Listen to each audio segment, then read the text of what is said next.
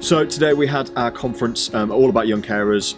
We had over 20 health professionals from across the county come together to discuss what young carers was about and how they can support them going forward. We discussed our provision, what type of things we can offer, how to identify young carers, speeches from our young carers themselves, and also workshops trying to figure out how we can best support young carers going forward, whether it be from a professional point of view or from otherwise.